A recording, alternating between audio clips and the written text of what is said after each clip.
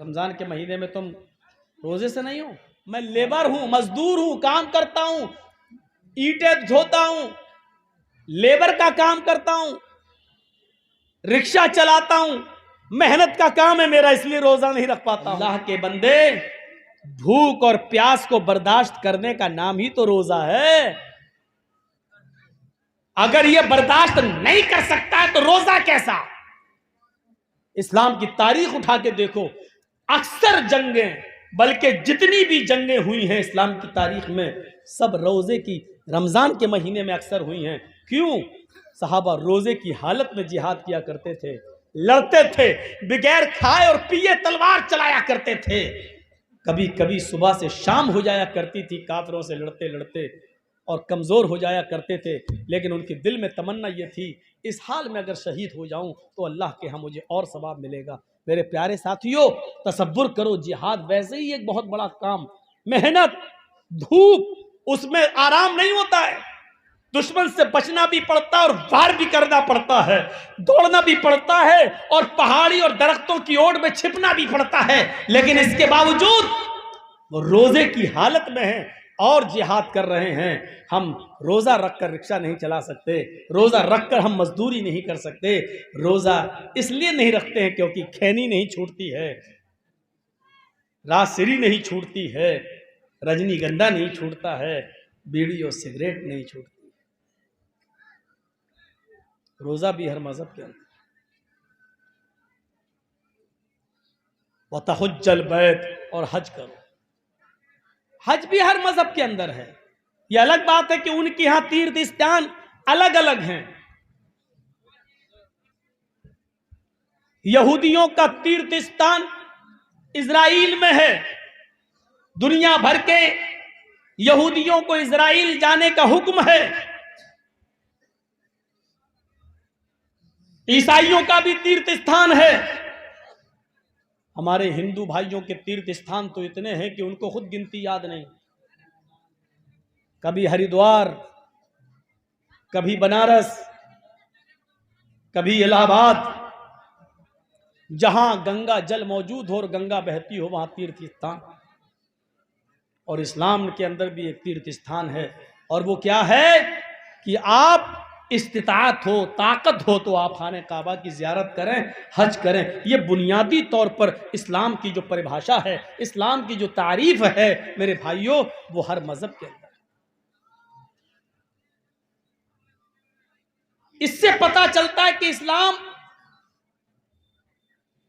मुहम्मदुर रसूलुल्लाह का अकेला दीन नहीं है। आदम से लेकर मोहम्मद सल्लल्लाहु अलैहि वसल्लम तक जितने भी नबी आए सभी इस्लाम को लेकर आए।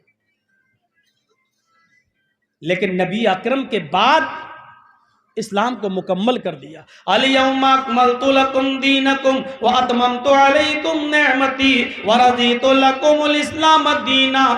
आज मैंने तुम्हारे लिए तुम्हारे दीन को कंप्लीट कर दिया, मुकम्मल कर दिया, और अपनी नेमतों का इत्माम कर दिया, अपनी नेमतें पूरी कर दी।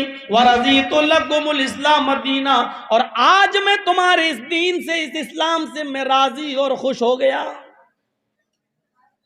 आज मैं तुम्हारे इस दीन से, इस्लाम से राजी और खुश हो गया। ये वही इस्लाम है जो नबी अकरम के ज़माने में मुकम्मल हुआ, और अल्लाह उसी इस्लाम से राजी है जो नबी ने हमें दिया। याद रखना, जो दीन नबी ने हमें नहीं दिया और नबी अकरम के गुजर जाने के बाद बहुत से कठमुल्लाओं ने अपनी तरफ से इस दीन में नई नई चीजें ईजाद करके हमें दी हैं, वो दीन नहीं हो सकती है। आप देख लीजिए, एक चिल्ला रहा है अल्लाहू अकबर अल्लाहू अकबर, और पूरी अजान देने के बाद ला इलाहा इल्लल्लाह, खत्म, आया, मस्जिद में नमाज का वक्त हो गया। इसके बाद एक दूसरा आता है अल्लाहू अकबर अल्लाहू अकबर, उसकी अजान भी खत्म होती है ला इलाहा इल्लल्लाह पर। उसके बाद वो नमाज पढ़ता, और नमाज पढ़ने के बाद फिर वो दरूद शरीफ या सलाम पढ़ना शुरू कर देता है। मुस्तफा जाने रहमत पे लाखों सलाम, फला फला सलाम, फला पे लाखों सलाम। कभी आपने सुना है लाखों सलाम कह देने से लाखों सलाम हो जाएंगे? आप ही बताइए। आप कहिए जर्जी साहब लाखों बार अस्सलाम वालेकुम, तो लाखों बार हो जाएगा। अगर लाखों बार कह देने से लाख बार हो जाने वाला होता तो हम 33 बार क्यों पढ़े सुभान अल्लाह, 33 बार क्यों पढ़े अल्हम्दुलिल्लाह, 34 बार क्यों पढ़े अल्लाहू अकबर? हम तो कहते हैं 33 बार सुभान अल्लाह, हो गया। हम तो कहते हैं 34 बार अल्लाहू अकबर, हो गया। जब तुम एक बारी भी कह देते हो मुस्तफा जाने रहमत पे लाखों सलाम, जब लाखों कह देने से लाखों हो गया, तो हम 34 कहने से 34 नहीं होगा, हमारे 33 कह देने से 33 नहीं होगा। हो तो मौलाना बात तो सही कह रहे हो, लेकिन हमारे बाप 9 9 19 कहते हैं, हम 18 क्यों कहेंगे? हमारे बाप ने वही पढ़ा है। तो जो चीज इस्लाम में नहीं थी, नबी ने नहीं दी, वो नबी अकरम के इस दुनिया से गुजर जाने के बाद इस्लाम का हिस्सा नहीं हो सकती। इसलिए अल्लाह ने क्या फरमाया, आज मैंने उसी दीन को तुम्हारे लिए मुकम्मल किया है जो दीन तुम्हें मोहम्मद रसूलुल्लाह ने दिया है, और उसी दीन से मैं राजी और खुश हो गया। जहां ये चीजें बताई गई हैं इस्लाम की, वहीं कुछ ऐसी चीजें भी बताई गई हैं जिनका छोड़ना भी बहुत जरूरी है। और आइए सुनिए, एक हदीस पढ़ने जा रहा हूं आपको।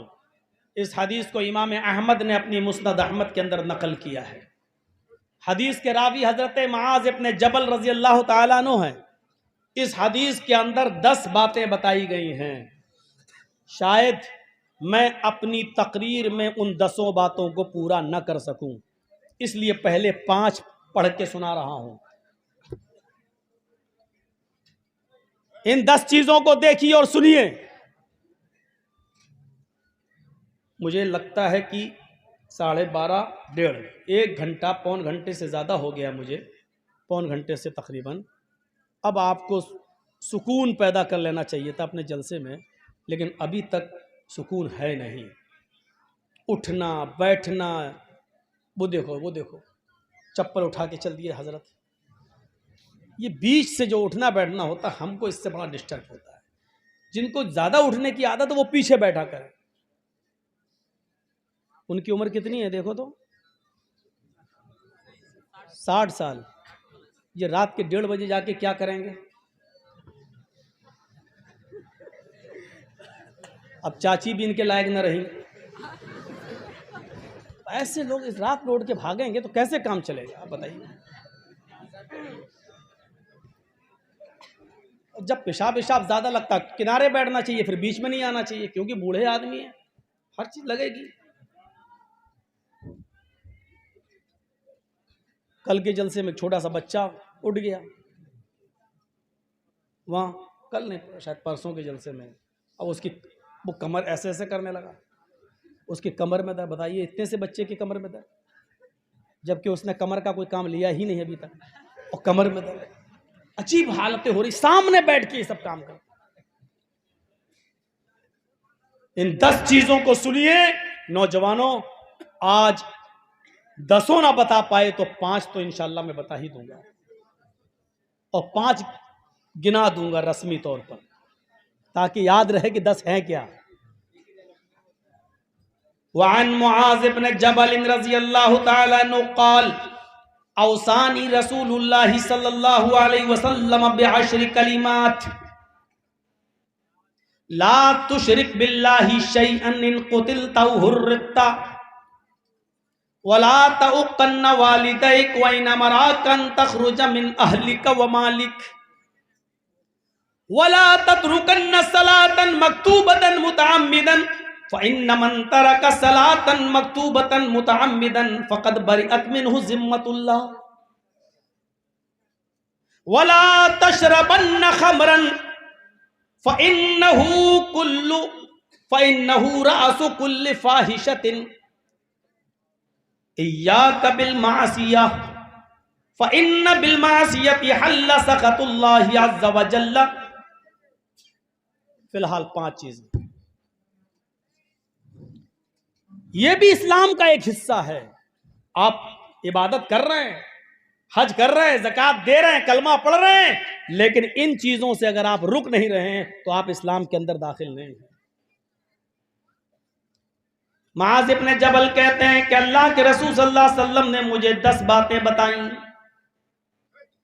10 चीजों की मुझे वसीयत की, 10 चीजों का मुझे हुक्म दिया। उन 10 चीजों में पहली चीज क्या बताई? ला तुशरिक बिल्लाहि शैअन इन कुतिलता हुर्रिकता। आए मुआज़, अल्लाह के साथ कभी भी किसी भी हाल में किसी गैर को शरीक मत करना। चाहे तुम्हें कत्ल कर दिया जाए या तुम्हें जलाकर राख कर दिया जाए, तुम्हारी बॉडी को जलाकर हवा में उड़ा दिया जाए, कुछ भी किया जाए, लेकिन अल्लाह के साथ किसी को शरीक मत करना।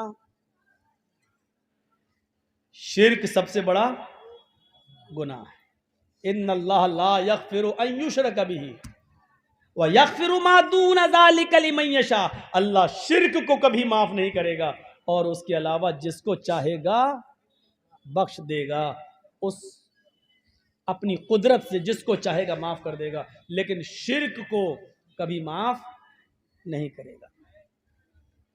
अगर किसी मुशरिक को उसके शिर्क की वजह से माफी मिलने की इजाजत होती या माफ किया जा सकता है कोई मुशरिक, तो वो अल्लाह के रसूल के चचा अबू तालिब हैं, लेकिन अबू तालिब को भी माफ नहीं किया जाएगा। हजरत इब्राहिम के बाप आज़र हैं, लेकिन आज़र को भी जहन्नम से निकाला नहीं जाएगा, क्योंकि इन दोनों का इंतकाल शिर्क पर हुआ है। समझ में नहीं आ रहा है भैया? पीछे बोल रहा है, देखो लगा कान में आवाज आती है भाई। असल में हम लोग बम्बई, राजस्थान, हरियाणा, हैदराबाद, कश्मीर, पंजाब, हर जगह जलसा कर चुके हैं, बड़ा सुकून रहता है, तो वही आदत बनी हुई है। टोटल बिहार और बंगाल में हम जलसे कर रहे हो तो शोर शराबे में भी बोलने की आदत होती, तो हमारी नहीं आदत, हम भूल जाते हैं, अब जहन से निकल जाता है कि हम क्या बोल रहे हैं। तो शिर्क अल्लाह रब्बुल आलमीन माफ नहीं करेगा, लेकिन शिर्क को पहचानिए, शिर्क क्या है। हर आदमी कहता है शिर्क गुनाह है, लेकिन शिर्क है क्या? अल्लाह के नबी फरमाते हैं कि शिर्क चींटी की चाल से ज्यादा बारीक है। हम कर जाते हैं और पता नहीं चलता। जर्जिस साहब को बुखार आ गया, सर में दर्द है, डॉक्टर के पास गए, जल्दी से 102 102 डिग्री बुखार तेज, पैरासीटामोल दिया, डोलो दिया, कुछ दिया, जल्दी से खाया पिया, खाना ना खा के थोड़ी देर के बाद आराम, माशाल्लाह अच्छा आराम मिला। मौलाना साहब कैसी तबीयत है? बहुत अच्छी। उस डॉक्टर ने मुझे ठीक कर दिया है। शिर्क हो गया। अरे फलां डॉक्टर से दवा लाए, उसकी दवा से ठीक हो गए। शिर्क कर दिया हमने, हमें पता भी नहीं चला। हम समझ रहे हैं कि किसी मजार पे जाके चादर चढ़ाओ, माथा टेको और कहो बाबा तेरे दर पे आया हूं तो झोला झोली भर के जाऊंगा, यही शिर्क है? नहीं, शिर्क चींटी की चाल से ज्यादा बारीक है। जबकि हमें क्या कहना चाहिए? माशाअल्लाह, उस डॉक्टर की दवा मैंने खाई, अल्लाह ने उस डॉक्टर की दवा में शिफा रखी थी, अल्लाह के हुक्म से मैं ठीक हूं। कहना यह था हमें, अल्लाह ने उस डॉक्टर के जरिए मुझे ठीक कर दिया, यह भी चलेगा। लेकिन हमने क्या किया? ओह अरे कैंसर था मेरी मां को, अरे मैं अगर बंबई में टाटा हॉस्पिटल नहीं गया होता तो मेरी मां मर गई, मर जाती। शिर्क हो गया। घर में कुत्ता पला हुआ, पालना नहीं चाहिए, मैं ये नहीं कह रहा हूं कि पालो, बहुत से लोग पालते हैं। घर में पला हुआ है, चोर आए चोरी करने, कुत्ते ने भौंकना शुरू कर दिया, चोर भाग गए। सुबह उठ के आपने कह दिया अगर कुत्ता ना होता तो चोरी हो जाती। शिर्क हो गया। इस कुत्ते की वजह से मेरे घर में चोरी बच गई। शिर्क हो गया। शिर्क चींटी की चाल से ज्यादा बारीक है। लेकिन हां, चूंकि यहां कसदन और जानबूझकर आप ये नहीं कह रहे हैं, इसलिए उस दर्जे में दाखिल नहीं होंगे, क्योंकि आपकी नियत ये नहीं थी कि डॉक्टर नहीं सही किया है। आप ये जानते थे कि अल्लाह ही ने डॉक्टर के हाथ में शिफा दी है, लेकिन जबान से आपके निकल गया कि डॉक्टर की वजह से सही हो गए। यहां नियत का दारो मदार है, नियत देखी जाएगी। आइए, एक बियाबान जंगल है, जंगल में कुछ लोगों ने तुम्हें घेर रखा है, सबके हाथ में तलवारें हैं, आप अकेले हैं, और आपसे पूछा कि आपका नाम, मैंने कह दिया मोहम्मद जर्जीस। मुसलमानों जी, अल्लाह का इनकार कर, मोहम्मद के रब का इनकार कर, वरना मैं तुझे कत्ल कर डालूंगा। या अल्लाह, ये सूरत हाल पैदा हो गई है, मैं क्या करूं। हदीस की किताब मुस्लिम शरीफ की हदीस के अल्फाज ये कहते हैं कि अल्लाह के नबी से यही सिचुएशन एक सहाबी ने पूछी थी कि जंगल में मैं अकेले पड़ जाऊं और लोग मुझे घेर लें और वो ये कहें कि मोहम्मद के रब का इनकार कर, अल्लाह का इनकार कर, तब मैं तुझे छोड़ूंगा। तो अल्लाह के रसूल, अगर मेरी जान जा रही हो, लेकिन अल्लाह का इनकार करने से अगर मेरी जान बच रही हो, तो मैं क्या करूं। अल्लाह के नबी यहां क्या फरमाते हैं, आपने फरमाया अगर अल्लाह का इनकार करके तेरी जान बच रही है तो बचा ले, अल्लाह का इनकार कर दे, क्योंकि जब तू कलमा पढ़ता है तो उसका पहला हिस्सा भी इनकार पर ही मुश्तमिल है। ला इलाहा, कोई माबूद नहीं। आप तो अल्लाह का भी इनकार कर रहे हो ना, ला इलाहा, कोई है ही नहीं रब, कोई है ही नहीं माबूद, इल्लल्लाह कह के अल्लाह का इकरार कर रहे हो।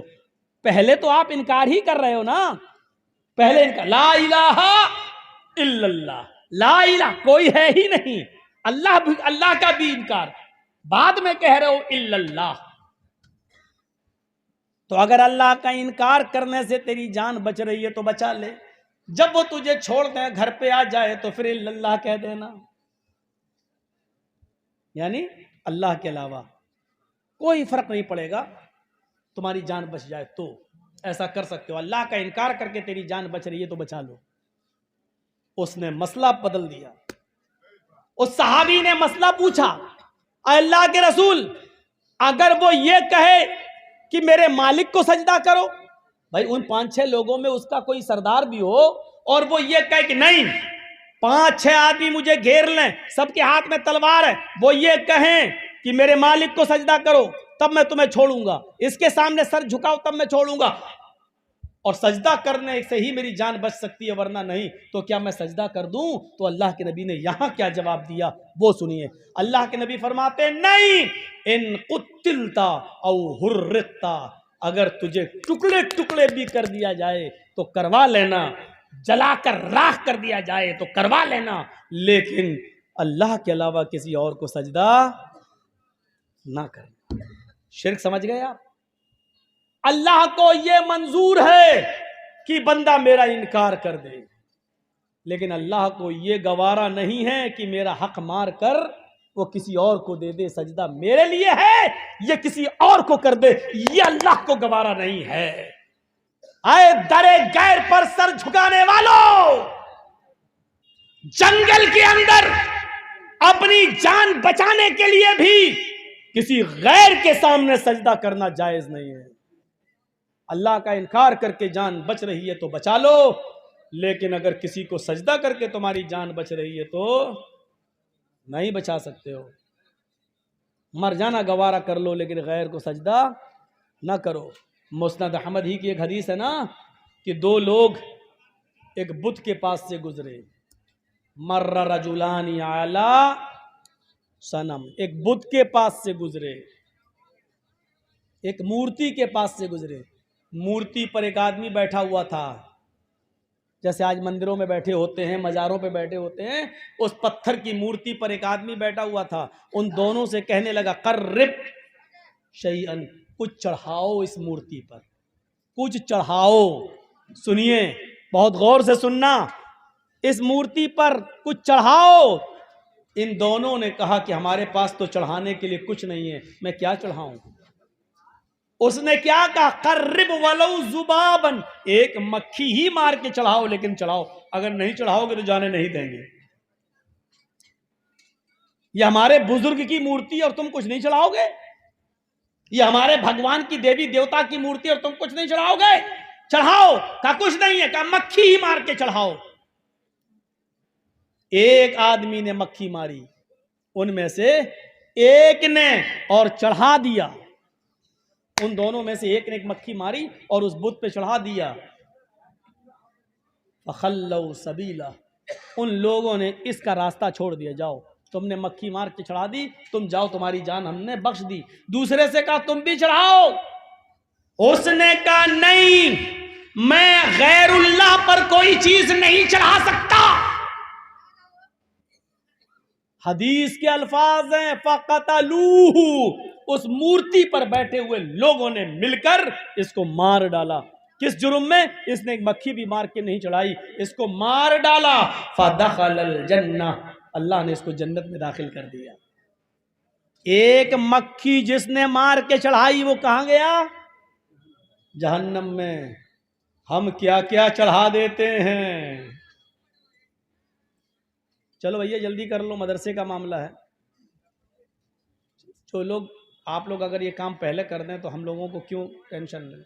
नहीं करने तो मदरसे का मामला दे दीजिए भाई। आप लोगों के मदरसे चल रहे हैं, अल्लाह ना करे कि और जगहों की तरह हालात ख़राब हो जाएं, मदरसे बंद हो जाएं। आप दीजिए मदरसे का ताउन ज़्यादा से ज़्यादा करिए। मदरसों ही के लिए तो जलसे कराए जाते हैं। तो एक मक्खी चढ़ाई तो कहाँ गया? जहन्नम में। तो शिर्क को समझने की कोशिश करिए, शिर्क किसे कहते हैं। एक और शिर्क को समझिए, और बहुत अच्छी मिसाल दे रहा हूं मैं। ये कौन सी जगह है? चिमनी बाजार। आपके यहां का कोई आदमी दिल्ली में काम करता है, 2, 4, 6, 7 महीने, 8 महीने, 1 साल के बाद आता है। चिमनी बाजार से एक आदमी दिल्ली घूमने गया, आपके यहां ठहरा, आपने उसको कुतुब मीनार घुमाई, आपने उसको दिल्ली की जामा मस्जिद घुमाई, लाल किला घुमाया। अब वो वापस आ रहा है, आपने उसको कहा भाई अब तुम चिमनी बाजार जा रहे हो? जी। गांव में मेरी बीवी रहती है, बच्चे रहते हैं। जी। 5,000 रुपए की खूबसूरत साड़ी खरीद कर दिल्ली से आपने उसको दी, लीजिए मेरी बीवी को दे देना। आप उसकी साड़ी को लेकर आ रहे हैं, घर पहुंचते हैं, अपने नहाते हैं, धोते हैं, नाश्ता पानी करते हैं, चल दिए। कहां? अपने दोस्त की बीवी के पास उसको साड़ी देने के लिए। दरवाजा खटखटाते हैं, बीवी ने दरवाजा खोला। जैसी दरवाजा खुलता है, सामने गांव का आदमी खड़ा है, अंदर दोस्त की बीवी है। बीवी ने कहा कहिए कैसे आना हुआ? आपके शौहर ने आपके लिए साड़ी भेजी है भाभी।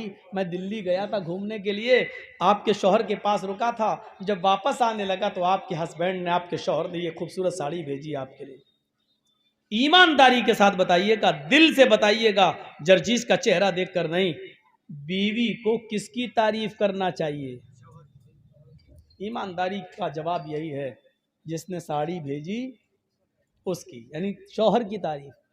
लेकिन बीवी बजाय शौहर की तारीफ के साड़ी देने वाले की तारीफ करने लगे, जो लाया है उसकी तारीफ करने लगे। एक्सक्यूज मी, माशाल्लाह आप तो बहुत अच्छे हैं, दिल्ली से साड़ी ले आए, आइए चाय पी लीजिए। और अपने दिल के सारे दरवाजे उसके लिए खोल दे। दिल्ली में आप बैठे हैं और मोहल्ले के किसी आदमी ने आपको खबर दे दी, साहब साड़ी आपने भेजी, और आपकी बीवी तो गुलछर्रे उसके साथ उड़ा रही है जो साड़ी लेके आया। मैंने उसके साथ मोटरसाइकिल पर बैठे हुए देखा, उसके साथ घूमते हुए देखा, उसके साथ होटल में चाय पीते हुए देखा, वो तो घूम रही है। ईमानदारी के साथ बताइएगा, क्या आप अपनी बीवी की इस बेगैरती को बर्दाश्त कर लेंगे? नहीं करेंगे। दिल की आवाज यही है कि आप अपनी बीवी की इस बेगैरती को बर्दाश्त नहीं करेंगे। कम बखत साड़ी मैंने दी, तारीफ उसकी कर रही है, मेहनत मैं कर रहा हूं, कमा मैं रहा हूं, 5,000 रुपए का हमने साड़ी खरीद कर तुझे बेची और तारीख तू उसके साथ घूम उसके साथ रही, नाम उसका ले रही है। आप वहीं बैठे बैठे मोबाइल उठाओगे, बीवी के नंबर को डायल करोगे, ए डाइन चुड़ैल, क्या हुआ? उसके साथ घूम रही है। हाँ तो क्या हुआ? वो साड़ी दी। आप वहीं से बैठे बैठे कहोगे तलाक तलाक तलाक। जब आप अपनी बीवी की इतनी सी बेगैरती बर्दाश्त नहीं कर सकते हो तो अल्लाह तबारक व तआला अपने बंदे की इस बेगैरती को कैसे बर्दाश्त कर ले कि रहमे मादर में पानी के एक कतरे की बूंद से उंगलियां मैंने बनाई, पोर मैंने बनाए, अंगूठा मैंने बनाया, उंगलियां मैंने बनाई, पैर मैंने बनाया, टखना मैंने बनाया, पिंडली मैंने बनाई, घुटना मैंने बनाया, रान मैंने बनाई, शर्मगाह मैंने बनाई, पेशाब व पायखाने का रास्ता मैंने बनाया, लीवर मैंने बनाया, पेट मैंने बनाई, आंतें मैंने बनाई, धड़कने वाला दिल मैंने दिया है, दिमाग में हजारों तारों का कनेक्शन डालकर चमकते हुए 2 ट्यूबलाइट आंखों की शक्ल में मैंने दिए हैं। तेरी माँ तो खाना खा रही थी और अल्लाह तेरी माँ के पेट के अंदर तेरा पैर बना रहा था। तेरी माँ पानी पी रही थी और अल्लाह तेरी माँ के पेट के अंदर तेरी आंख बना रहा था, तेरा कान बना रहा था। तेरी माँ अपने माँ के घर मायके गई हुई थी, लेकिन अल्लाह ताला तेरी माँ के पेट के अंदर तेरे कान बना रहा था, तेरा दिमाग बना रहा था। सारी कारीगरी पेट के अंदर मैंने की, लड़का लड़की मैंने बनाया।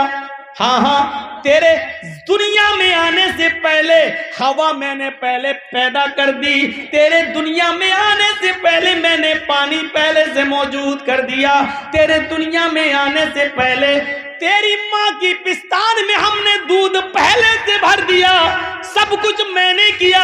आए मेरे बंदे, जब तू अपनी माँ के पेट से बाहर आया तेरे बाप ने नाम दूसरे का ले लिया है। जब दुनिया से मैं तूने आंखें खोली, ये सारे काम मैंने किए। जब पैदा हुआ बाहर आया, आंखें खोली तो नाम ले दिया, अजमेर वाले ने दिया, बदायूं वाले ने दिया, कछौचा वाले ने दिया, फुलवारी शरीफ वाले ने दिया। मेरे भाइयों, अल्लाह इस बेगैरती को कैसे बर्दाश्त करेगा जबकि सारी चीजें मैंने की हैं। अयहसबुल इंसानु अय्युतरक सुदा अलम यकुन नुतफतम मिम्मन युमना सुम्मा काना अलकतन फखलक फसव्वा फजअल मिनहु ज़ौजैन अज़्ज़करा वल उन्सा अलैसा ज़ालिका बिक़ादिरिन अला अन युह्यिल मौता। ओ मेरे बंदे, बना सब अगर दुरुस्त मैंने किया। पानी के कतरे की खोपड़ी मैंने बनाई, हड्डी मैंने बनाई, हड्डी में गोश्त मैंने पहनाया, कलेजा मैंने बनाया, दिल मैंने बनाया, फेफड़े मैंने बनाए। फजअल मिनहु ज़ौजैन अज़्ज़करा वल उन्सा, नर और मादा मैंने बनाया, लड़का लड़की मैंने बनाया। अलैसा ज़ालिका बिक़ादिरिन अला अन युह्यिल मौता। जब मैं पहली बार बना सकता हूं तो तेरे मरने के बाद तुझे दोबारा जिंदा क्यों नहीं कर सकता, दोबारा क्यों नहीं उठा सकता? ओ मेरे बंदे, जब सारे काम मैंने किए फिर तूने अजमेर वाले का नाम क्यों ले लिया है? मेरे बंदे, तूने बदायूं वाले का, कछौचा वाले का नाम क्यों ले लिया है? अरे तू जिनका नाम ले रहा है वो इतने कमजोर, इतने कमजोर, इतने कमजोर हैं कि इन्नल्लज़ीना तदऊना मिन दूनिल्लाहि लन यख़्लुक़ू ज़ुबाबन, वो सारे के सारे मिल जाएं तो एक मक्खी भी पैदा करने की ताकत नहीं रखते। मक्खी अगर उनके खाने की चीज से थोड़ी सी मिठाई लेके उड़ जाए तो ये सारे मिलकर उससे वो चीज छीनने की भी ताकत नहीं रखते। जो एक मक्खी से छोटी सी मिठाई न छीन सके वो बेटा बेटी क्या देगा?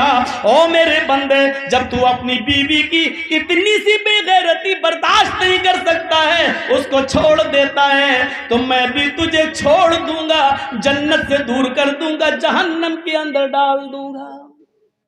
इस शिर्क को पहचानने की कोशिश करिए। ये शिर्क, कुरान की आयतें चीख चीख कर कह रही हैं ये शिर्क है।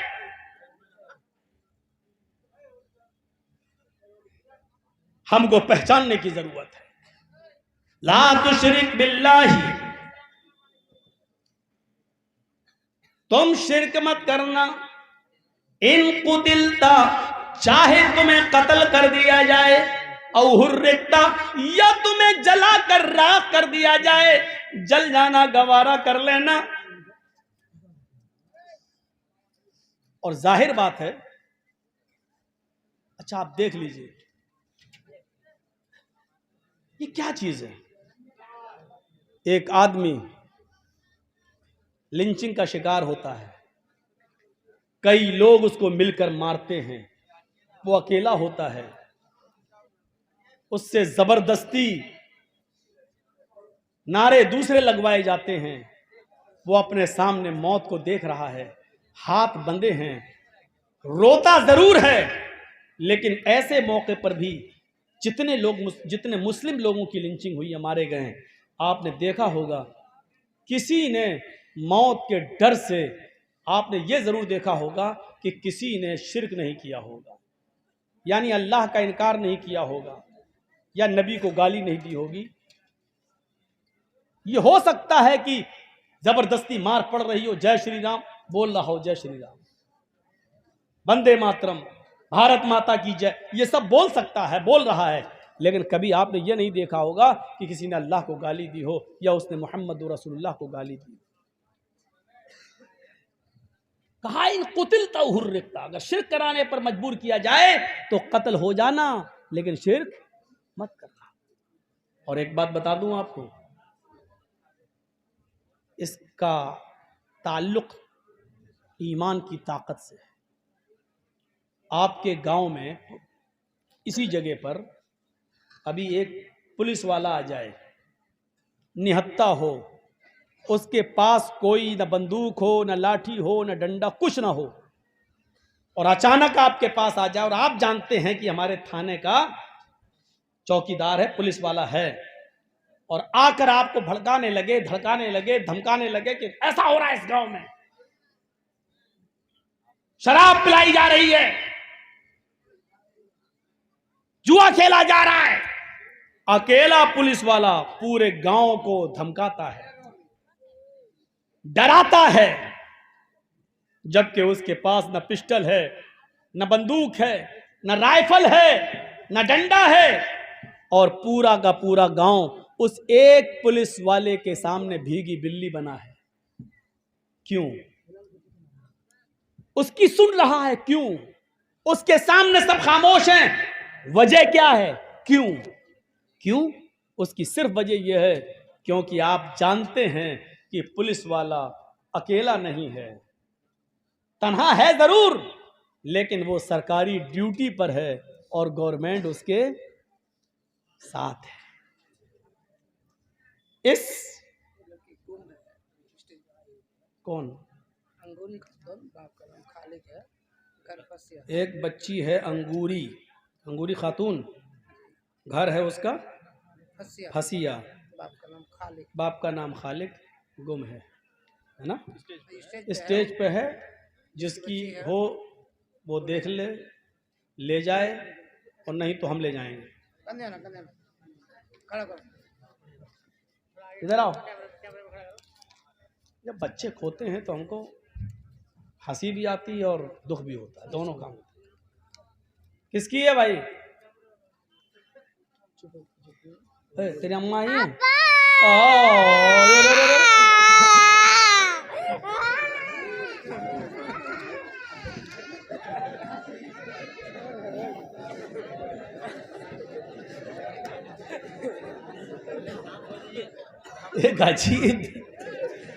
सुनिए, जब तक अब्बा नहीं मिले थे तो चुप थी, और अब्बा मिल गए तो खुश होना चाहिए, तो रो रही है।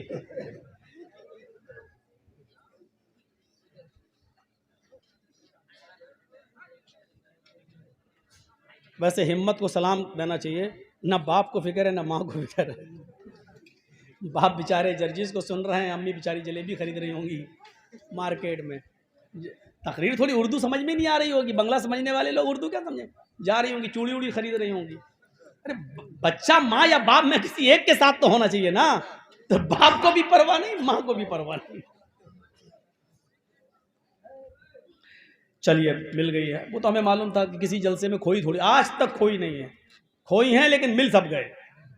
ऐसा सुनने में नहीं आया है कि खो गई हो फिर वो उसका ना बाप मिला हो ना माँ मिला, ऐसा हुआ ही नहीं 20 साल से। तो ये तो उम्मीद थी कि मिल ही जाएगी, बाप मिल जाएगा या माँ मिल जाएगी। हाँ तो सुनिए मेरे भाइयों, क्या कह रहा था, किसी को याद है?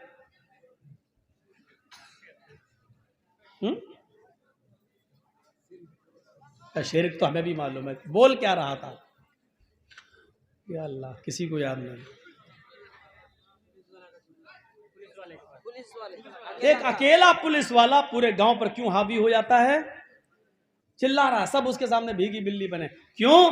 क्योंकि वो जानता है कि मेरे साथ सरकार है, गवर्नमेंट है, मेरा कोई कुछ नहीं कर सकता। उस अकेले पुलिस वाले में ये हिम्मत इसलिए आती है क्योंकि वो गवर्नमेंट को अपने साथ, सरकार को अपने साथ समझता है। यही एक सच्चे मोमिन का हाल होता है। करो लिंचिंग, करो कत्ल, एक नहीं 50 आदमी मिलके उसको मारो, बांध के मारो, वो किसी के सामने दहलता नहीं है, डरता नहीं है, हिम्मत नहीं हारता है, अकेले मुकाबला करता है, बंधा है तो मार खाता है, क्योंकि उसके पास ये, वो जानता है कि अगरचे मैं अकेला हूं, कमजोर हूं, लेकिन मेरे पास ईमान की ताकत है, मेरे पास इस्लाम की ताकत है, मेरे पास तौहीद की ताकत है। इसलिए ये ईमान की ताकत, ये तौहीद की दावत उसको इतना मजबूत कर देती है कि वो 50 लोगों की मार के आगे भी झुकता नहीं है, और वो यही कहता है ला इलाहा इल्लल्लाह, ला इलाहा इल्लल्लाह। सुमैया से पूछो क्या था उसके सामने, सुमैया रजी अल्लाह तआला अन्हा से पूछो। इधर बेटा बंधा है, इधर शौहर बंधा है, इधर सुमैया का हाथ पीछे से बांध दिया है, कपड़े फाड़ के बरहना और नंगा कर दिया है, नेजा उठाया। अबू जहल कहता सुमैया मोहम्मद के रब को छोड़ती है या नहीं छोड़ती है? कहती है हरगिज नहीं, ये नेजा मार दूंगा। और उसने मारा। अबू जहल अकेला नहीं था, उसके साथ पूरी फौज थी। सुमैया अकेले तन्हे तन्हा, उसने नेजा लिया, सुमैया की शर्मगाह में वो नेजा दाखिल कर दिया, यहां से मारा, उस तरफ पार कर दिया, इस शर्मगाह में डाला, उस शर्मगाह से निकाल दिया। और इसके बावजूद सुमैया क्या कह रही है? या सब्बित कदबैया अला दीनिक या अरहमर राहिमीन, आए अरहमुर राहिमीन, आए अल्लाह मेरे कदम को अपने दीन पर साबित रखना, मेरा कदम फिसल ना जाए, मेरा दीन मुझसे छूट ना जाए। गौर कीजिए, सुमैया अबू जहल, अबू लहब और उनके सारे दुश्मनों के सामने अकेले हैं, हाथ बंधे हैं, अंदाबे निहानी में नेजा दाखिल कर दिया गया। वो ना अबू जहल से डर रही है, ना नेजे से डर रही है, ना तलवार का खौफ है, न पूरे अबू जहल के फौज और उसके कौम और उसके साथियों का डर है। ये कौन सी चीज है जो सुमैया को पहाड़ की चट्टान बनाकर खड़ा किया हुआ है? और सुमैया के दिल में किसी का खौफ नहीं है, उसकी लिंचिंग हो रही है लेकिन सुमैया किसी से डर नहीं रही है। ये वही ईमान की ताकत है। जैसे एक पुलिस वाला पूरी कौम के सामने डांटता है, पूरी कौम को चिल्लाता है, उसको डराता है क्योंकि वो जानता है कि गवर्नमेंट हमारे साथ है, ऐसे ही एक सुमैया जानती है कि ईमान हमारे साथ है, इस्लाम हमारे साथ है, अल्लाह हमारे साथ है। और ईमान की ताकत जब किसी के अंदर आ जाती है तो वो फिर किसी से नहीं डरता। हर मुसलमान जो यहाँ बैठा है वो गौर करे कि उसके अंदर कितना ईमान है। हमारे ईमान तो 2 GB नेट में बिक जाते हैं।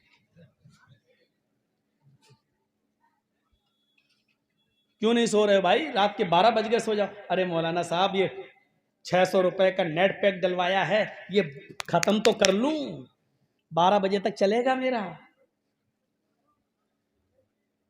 और इस खत्म करने के चक्कर में इसमें क्या क्या चीजें देखी जाती हैं, अलायास बिल्लाह, अल्लाह की पनाह। हमें सोचना चाहिए। तो ईमान की ताकत हमारे पास रहनी चाहिए। फिर सुमैया के 2 पैर 2 ऊंट से बांध दिए गए। ये पैर इस ऊंट से बांधा गया, दूसरा पैर दूसरे ऊंट से, एक का चेहरा पूरब की तरफ, दूसरे का चेहरा पश्चिम की तरफ। और सुमैया नबुरदास सुमैया के लिए है तने तनाए, और इसके बावजूद मुकाबला कर रही है। जानती है कि ये दोनों ऊंट भागेंगे, मेरे बीच से दो टुकड़े हो जाएंगे, मैं चीर दी जाऊंगी। अबू जाल ने कोड़ा उठा लिया। क्या कहता है सुमैया, इन ऊंटों को भगाने वाला हूं, अभी भी समझ ले, अभी भी समझ ले, अभी भी डर जा, अभी भी मोहम्मद के रब पर अपना ईमान छोड़ दे, अभी भी इस्लाम को तर्क कर दे। और सुमैया इस मौके पर अकेली तने तना क्या जवाब देती है, अय अबू जहल, ये तो बोलना छोड़ दे कि मैं इस्लाम छोड़ दूं, मैं इस्लाम नहीं छोड़ सकती, ईमान नहीं छोड़ सकती।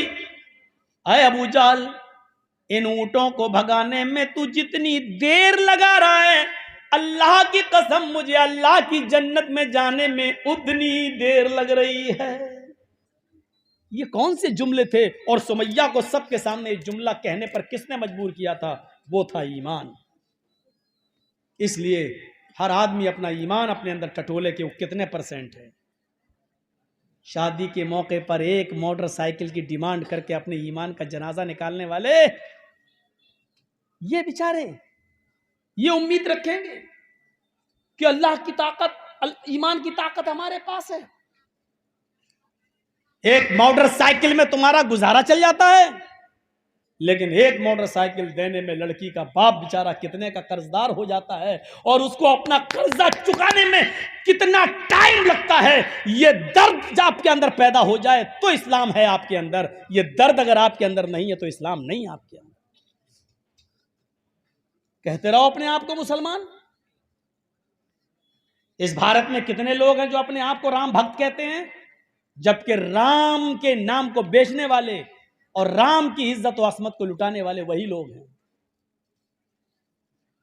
कहते रहो हमारे अंदर इस्लाम है, कहते रहो मुसलमान है, कुछ नहीं। दर्द अपने अंदर किसी का पैदा कर लेना, यह इस्लाम है। हजरत उमर फारूक को पता चलता है कि कुछ सिपाही, कुछ फौजी आ रहे हैं, रास्ता खतरनाक है, अपना एक कासिद भेज दिया जंगल में, यहीं आराम कर लो, रास्ता खतरनाक है, खतरनाक जानवर आते जाते रहते हैं, इसलिए तुम्हें रात वहीं गुजारना है और दिन के उजाले में तुम्हें मदीने आना है। उनको रात में उसी जंगल में गुजारना था उन फौजियों को। हजरत उमर अपना घोड़ा उठाते हैं और देखते हैं कि उन फौजियों को कोई तकलीफ तो नहीं है, बिस्तर उनके पास है या नहीं, तकिए उनके पास है या नहीं, लेटने के लिए चादरें बिछाने के लिए उनके पास चटाइयां हैं या नहीं। हजरत उमर ये देखने के लिए रात ही में निकल जाते हैं। क्या देखते हैं कि बीच सड़क पर एक औरत लेटी बैठी हुई है और उसकी गोद में एक बच्चा है जो रो रहा है। हजरत उमर ने घोड़ा रोका और कहा, क्या बात है, ये बच्चा क्यों रो रहा है? उसने कहा भूखा है, चलो इसको दूध पिलाओ, इस बच्चे को दूध पिलाओ, इसको खामोश कराओ और अपने घर जाओ। ये कहकर आगे बढ़ गए। फौज का मुआयना करके और उनका की देखरेख करके जब वापस लौटे, काफी देर के बाद जब वापस लौटे तो क्या देखते हैं, उसी जगह पर वो औरत अभी तक बैठी हुई है और उसका बच्चा रो रहा है।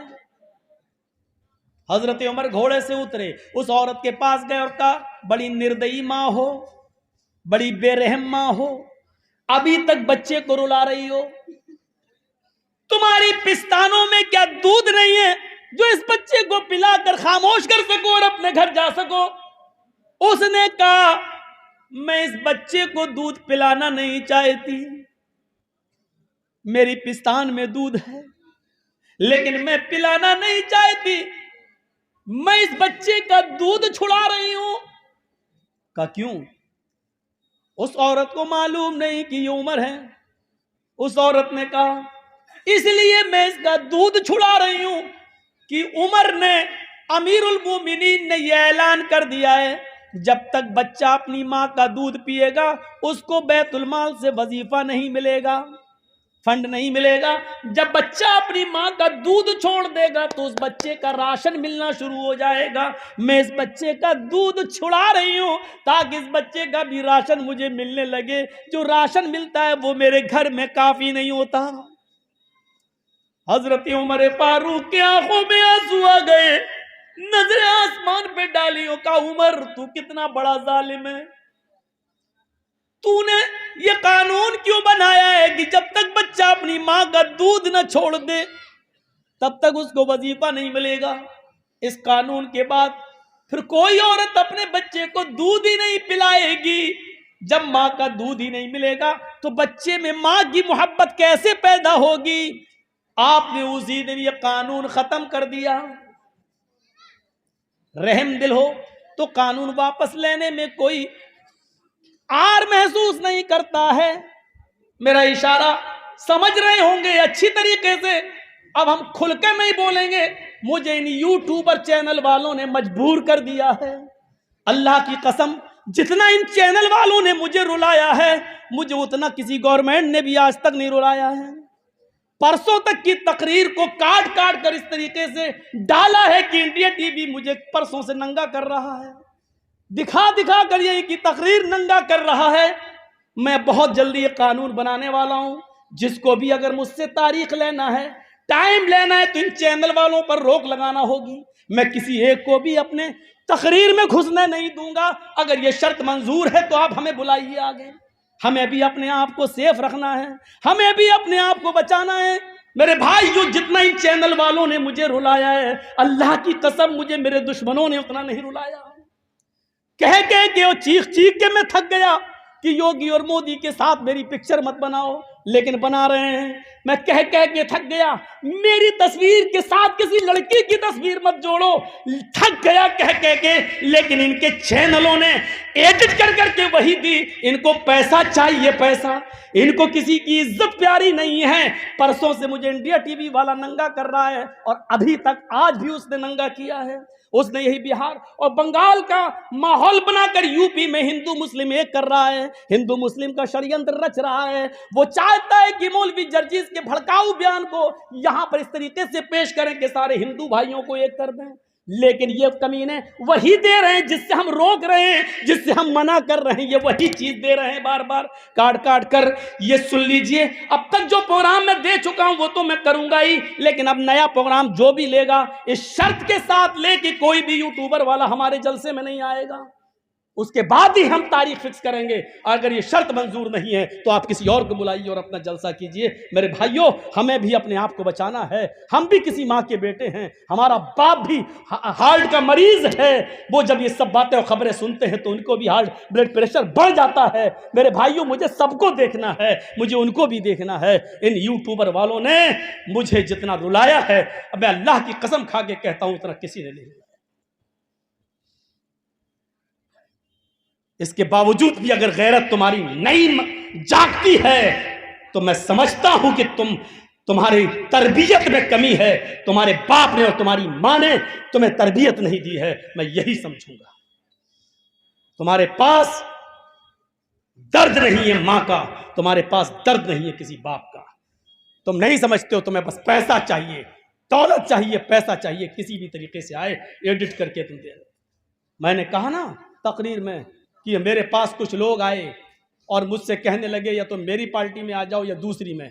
इस चीज को मैंने मना कर रहा हूं कि देखिए सियासी चीजें मत डालिए। इसी चीज को इन्होंने अपने चैनलों पे डाला और इसी चीज को उछाल रहा है वो इंडिया टीवी वाला और दिखा रहा है पूरे हिंदुस्तान में। देखो ये मौलवी क्या कह रहा है, इस मौलवी ने देखो क्या कहा है। आ गया अखिलेश का प्रचार करने के लिए, आ गया है योगी और मोदी का डर दिखा रहा है मुसलमानों के दिलों में इस तरीके से। और अभी हम ये जो बोल रहे हैं ना, देखिएगा ये जुमले भी आ जाएंगे। आप ये जुमले जो हम बोल रहे हैं ना, इसको भी एडिट करके डाल दिया जाएगा कि मौलाना जर्जिस ये बोले हैं, जबकि इन जुमलों से मैं और परेशान हो जाऊंगा, और परेशान हो जाऊंगा। लेकिन बोलना इसलिए पड़ रहा है कि तुम्हारी खोपड़ी में बैठ जाए, लेकिन नहीं बैठ रहा तुम्हारी खोपड़ी में। मैं बिहार में और इंडिया टीवी दिल्ली में खबरें दिखा रहा, आज भी दिखाई हो। और घर से मेरी मां का फोन आया, रो रही है मेरी मां कि बेटा अब मैं जेल में जाता हुआ तुझे नहीं देख सकती। मां मां होती है। माँ माँ होती है।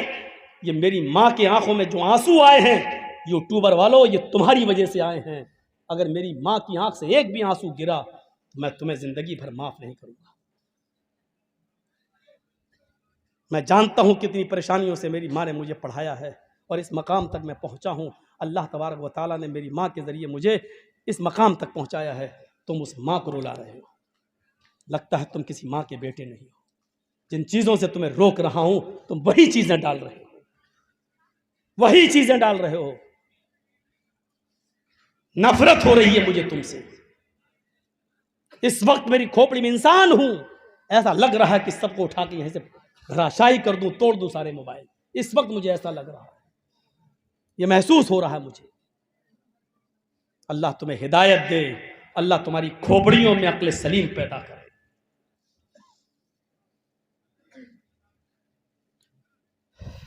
पानी है थोड़ा सा। ला तुशरिक बिल्लाही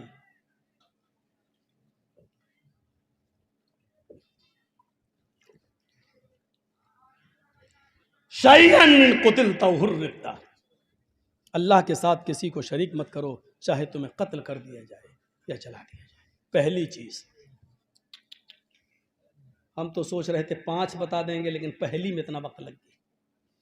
वला तउकन्न वालिदैक।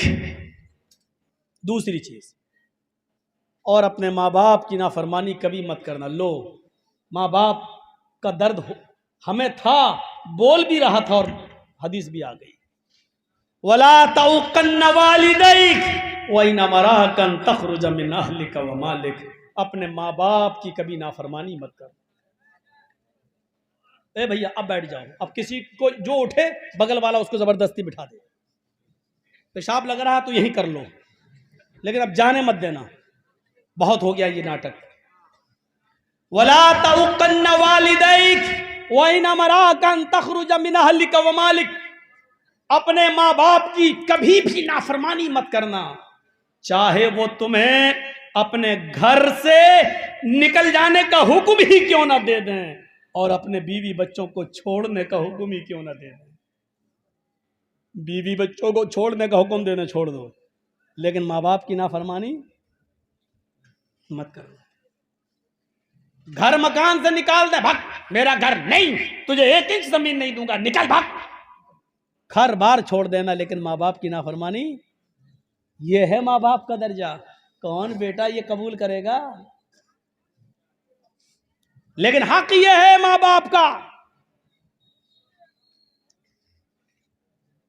एक सहाबी अपनी मां को तवाफ करा रहे हैं कांधे पर बिठाकर। हजरत उमर फारूक ने कहा अलैकल जन्ना, तूने अपनी बूढ़ी माँ को जो पैरों से लंगड़ी है, आंखों से अंधी है, अपने कांधे पर उठाकर खाने काबा का तवाफ कराया। तूने तो जन्नत पाली, तूने तो जन्नत हासिल कर ली, तू तो जन्नती हो गया। उस साहबी ने कहा अमीरुल मोमिनीन, क्या मेरी माँ का हक अदा हो गया? यानी अंधी है, लंगड़ी है, और मैं इसको अपने कांधे पर उठाकर तवाफ करा रहा हूं। पेशाब पायखाना करती है तो मैं ही इसका पेशाब और पायखाना धोता हूं, गंदगी को मैं साफ करता हूं। क्या अभी भी मैंने अपनी माँ का हक अदा नहीं किया? क्या मेरी माँ का हक अदा हो गया? क्या फरमाया हजरत उमर ने? तूने जन्नत तो कमा ली, लेकिन माँ का हक अदा नहीं हुआ। कहा कि अच्छा, फिर माँ का हक अदा कब होगा? हजरत उमर फारूक ने कहा माँ का हक अदा हो ही नहीं सकता। कहा कि कुछ नहीं, इतना काम मैं कर रहा हूं, गंदगी, खलासत, नापाकी, पेशाब पायखाना सब मैं धो रहा हूं, और अपनी माँ को कांधे पर बिठाकर तवाफ कर रहा हूं। क्या अभी भी मेरी माँ का हक अदा नहीं हुआ? हजरत उमर ने कहा नहीं, जब वो तुझे पैदा कर रही थी, जब वो तुझे अपने पेट से जन रही थी और वो चीख रही थी दर्द की वजह से, उसके मुंह से जो पहली चीख निकली थी दर्द की वजह से, तुझे पैदा करते हुए दर्द ज़े होता है औरत को बच्चे की पैदाइश पर, तो जो वो दर्द हो रहा था और उस दर्द में तेरी माँ जो चीखी थी, पहली चीख उसके मुंह से निकली थी, अभी तो तूने अपनी माँ की उस पहली आह का भी हक अदा नहीं किया। तुम अपनी माँ की पूरी जिंदगी की हक की बात करते हो, नहीं किया। उसने कहा बस बस बस अमीरुल मोमिनीन, अब मैं समझ गया कि अपनी माँ का ज़िंदगी भर खिदमत करके भी हम हक अदा नहीं कर सकते। जब अब तक मैंने अपनी माँ की पहली चीख का हक अदा अदा नहीं किया तो हम अब क्या करेंगे? नहीं कर सकते। ठीक है, हम जो करना होगा करेंगे। माँ के मकाम को और बाप के मकाम को पहचानो। जब मामून रशीद का इताब आया तो एक बाप एक बेटा दोनों गिरफ्तार कर लिए गए। बेटा का नाम है फजल बरमकी और उसके बाप का नाम है याहिया बरमकी। फजल बरमकी और याहिया बरमकी दोनों को मामून रशीद ने गिरफ्तार करके जेल में डाल दिया। बड़े नेक थे ये दोनों बाप बेटे, लेकिन बाप बूढ़ा था, सर्दियों के दिन थे, बाप को फजर की नमाज पढ़ने के लिए उठना था तो ठंडे पानी से वुजू बनाने में उसको तकलीफ होती थी। जेल में गर्म पानी का कोई इंतजाम नहीं था तो जेल के अंदर बेटे ने सोचा कि मैं अपने बाप को गर्म पानी कैसे दूं। जेलर से बात की, उसने मना कर दिया। हमारे यहाँ कोई अलग से किसी के साथ अलग इम्तियाज नहीं बरता जाएगा, सारे कैदी बराबर हैं, गर्म पानी का कोई इंतजाम नहीं। तांबे का लोटा था फजल बरमकी के पास। ईशा की नमाज पढ़ने के बाद उस लोटे में फजल बरमकी पानी भर लिया करते थे और अपने बाप को सुला दिया करते थे ईशा के बाद। फिर उस पानी के तांबे के लोटे में जो पानी भरा होता था, उस पानी के लोटे को, उस तांबे के लोटे को अपने पेट से लगा लिया करते थे ताकि पेट की गर्मी से रात भर ये लगा रहेगा तो सुबह तक कुछ तो पानी में गर्मी आ जाएगी, थोड़ी ही बहुत सही, कुछ तो गर्मी आ जाएगी। जब फजर की आजान की आवाज आती थी तब फजल बरमकी उस पेट से गर्म किए हुए पानी को उठाते थे और अपने अब्बू से कहते थे जल्दी से वुजू बना लो। गौर कीजिए, अपने बाप के लिए वुजू का पानी, गर्म पानी देने के लिए रात भर वो जागा करते थे कि कदरे गर्म पानी हो जाए थोड़ा बहुत ही सही, लेकिन मेरे बाप को तकलीफ ना होने पाए। बाप का इस तरीके से उन्होंने हक अदा किया और सच तो यह है कि इतना कुछ करने के बावजूद भी बाप का हक अदा नहीं हुआ। माँ को पहचानो और बाप को पहचानो। हजरत इब्राहिम अलैहिस्सलाम जब अपने बेटे इस्माइल से मिलने गए तो वो शिकार खेलने गए थे। इस्माइल की बीवी ने जब दरवाजा खोला तो नहीं जानती थी ये सामने मेरे ससुर हैं, इब्राहिम मेरे शौहर के बाप हैं, वो नहीं जानती थी। पूछा इस्माइल कहाँ गए? कहा वो तो जंगल में गए शिकार खेलने। अच्छा कब आएंगे? शाम को आएंगे। कहा देखो मैं शाम तक तो इंतजार नहीं कर पाऊंगा। अच्छा ये बताओ तुम्हारे घर का गुजर बसर कैसा चल रहा है? कहती बहुत बुरा। का क्यों? का सुबह खा लो तो शाम को भूखा सोते हैं और शाम को खा लो तो सुबह भूखे उठते हैं, हालात ही अच्छे नहीं है घर के। इब्राहिम अलैहिस्सलाम ने कहा ठीक है, इस्माइल जब घर पे आ जाएं तो उनसे कह देना कि एक बुजुर्ग आदमी आया था और उसने तुम्हें सलाम कहा है और साथ में ये भी कहा है कि तुम्हारे घर की चौखट ठीक नहीं है, चौखट बदल लो। चौखट समझते हैं ना, दरवाजे पे जो चौखट होती है, अपने घर की चौखट बदल लो। इस्माइल अलैहिस्सलाम की बीवी कहती है बुढ़ा सटिया गया, चौखट तो ठीक है, गर्मियों में हवा आती है, सर्दियों में धूप आती है, इससे अच्छी चौखट कहाँ होगी? और बुढ़ा कह रहा है चौखट खराब है, चौखट बदल लो। इब्राहिम अलैहिस्सलाम तो चले गए। इस्माइल अलैहिस्सलाम जब शाम को घर पे आए तो पूरी बात बताई बीवी ने, ये बुढ़ा आया था। अच्छा कहा उसने तुम्हें सलाम कहा? सलाम कहा? वो समझ गए कि मेरे बाप थे। अच्छा और क्या कहा? कहा उन्होंने पूछा घर की गुजर बसर कैसी चल रही है? मैंने कह दिया बहुत बुरी। ओ सुबह खा लो तो शाम को नहीं, शाम को खा लो तो सुबह नहीं। ओहो मेरी बीवी ये तुमने गलत किया। कहा क्या गलत किया? जैसे हालात देख रही हूं वैसे बता दिया मैंने सोचा शायद बुढ़ा कुछ लाया हो दे देगा। कहा और कुछ कहा? कहा और कुछ बहकी बहकी बातें कर रहा था, सटिया गया था वो। कहा क्या बहकी बहकी बातें की? कहा उसने बहकी हुई बात ये की, कहने लगा घर की चौखट सही नहीं है, घर की चौखट बदल दो। इस्माइल अलैहिस्सलाम ने हाथ मारा सर पे, कहा मेरी बीवी वो मेरा बाप था और तुमने ये जो कह दिया कि घर का हाल अच्छा नहीं है, सुबह खा लो तो शाम को नहीं मिलता, शाम को खा लो तो सुबह नहीं, ये तुमने अल्लाह ताला की नाफरमानी की है। तुम्हें ये कहना चाहिए था कि अल्लाह का शुक्र, अल्लाह ने मुझे जिस हाल में रखा है हम हर हाल में खुश हैं, तुम्हें ये कहना चाहिए था, लेकिन तुमने ये जुमले नहीं कहे। इसलिए मेरे बाप ने कहा घर की चौखट ठीक नहीं है, बदल लो। चौखट का मतलब यह है कि तुम्हारी बीवी ठीक नहीं है, उसको तलाक दे दो और नेक अल्लाह वाली किसी नेक बंदी से तुम निकाह करो। ये चौखट जो अल्लाह की नाफरमान है, नाशुक्री है, ये औरत जब तुम्हारे पास रहेगी तो तुम भी नाशुक्रे बन जाओगे। हाय मेरी बीवी, तुम मुझे बहुत प्यारी हो, लेकिन मेरे अपने बाप की नाफरमानी नहीं कर सकता। मेरे बाप ने चौखट बदलने का हुक्म दिया, इसलिए मैं तुम्हें तलाक देता हूँ। इतनी सी बात कह दी थी कि सुबह खा लो तो शाम को नहीं मिलता, शाम को खा लो तो सुबह नहीं। तो इब्राहिम अलैहिस्सलाम ने तलाक दिलवा दी थी इस्माइल से। आजकल की औरतें सोचें अपने शौहरों से क्या क्या कहती हैं। कब से फेयर एंड लवली नहीं आई, कब से क्रीम नहीं मिल रही है तुम्हारे घर में, जब से आई हूं कभी आराम नहीं मिला है। जब देखो रोते रहते हो, जब देखो शिकायत करते रहते हो। मेरी सहेलियों को देखो, शादी में कितने अच्छे अच्छे कपड़े पहन के जाती हैं, यही एक कपड़ा 6 महीने से पहन रही हूं। कितनी नाफरमानी करती हैं ये। अगर देखा जाए तो ये तो रोज तलाक की मुस्तहिक है। देखा जाए इतनी नाफरमानी करती हैं कि इनको रोज तलाक दी जाए, लेकिन रोज तलाक देना नहीं। रोज क्या, कभी मत देना। अब तो कानून भी बन गया। थोड़ा बर्दाश्त करना पड़ेगा। औरत पिसली से पैदा हुई है। अल्लाह के नबी सल्लल्लाहु अलैहि वसल्लम ने फरमाया कि औरत आदम अलैहिस्सलाम की पिसली से पैदा हुई। फ़इन्ना खुलिक़त मिन ज़िलाइन, औरत को आदम की बाएं पिसली से पैदा किया गया है। व इन्ना अअवज मा फ़ि ज़िलाई अअवज, और पिसलियों आलाहू, इन अअवज मा फ़ि ज़िलाई आलाहू, और पिसलियों में सबसे ऊपर वाली पिसली सबसे टेढ़ी होती है। ये पिसली ऊपर वाली टेढ़ी होती है, ऐसी। जब आप इसको निकालेंगे काट के तो ये पिसली ऐसी निकलेगी, ये ऐसे। आप इसको सीधा करोगे नहीं होगी, करिए ऐसे करेंगे आप, इतनी होगी बस, और जो और करेंगे टूट जाएगी, सीधी नहीं होगी। अल्लाह के नबी ने फरमाया कि फ़इन ज़हबता तुक़ीमुहु कसरतहु, अगर तुम उसको सीधा करने जाओगे तो टूट जाएगी। मतलब समझ रहे हो क्या है? मतलब यह है कि औरत पिसली से पैदा हुई है। जैसे पिसली टेढ़ी होती, औरत भी टेढ़ी रहेगी। पिसली सीधा करोगे तो टूट जाएगी, औरत को पूरी तरह सुधारोगे तो सुधरेगी नहीं, तलाक ले लेगी लेकिन सुधरेगी नहीं, टूट जाएगी। यानी वो सोचे हट तलाक हो जाए, लेकिन हम औरत पूरी तरह सुधर ही नहीं सकती। बुरा ना माने हमारी माँ बहनें, हम क्या करें? अल्लाह के नबी ने कहा औरत पूरी तरह नहीं सुधर सकती, इसलिए टेढ़ा ही रहने दो और उसके टेढ़ेपन को बर्दाश्त भी करो।